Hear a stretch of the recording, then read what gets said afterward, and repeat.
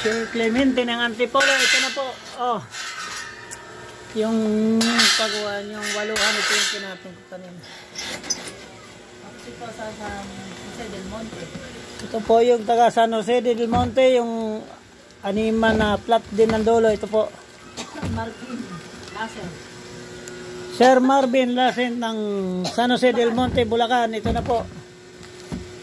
Malapit sa ano to, grotto. Tapang palayan niya pinabag. Oo nga. Ito, gusto nyo yung busina? Meron tayong busina, oh. Pakinggan nyo. Sir, pakinggan nyo. Walang po. Chismosa namin kapitbahay. Ayop ka talaga. Ang ganda mong lalaki. Ha? Available akong isa dito. Available din po.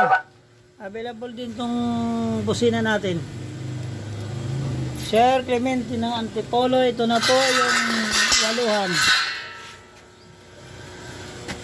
Saka San Jose del Monte. Animan po to. Marvin. Ha? Marvin. Marvin Yasser. Villasser po. Ito na.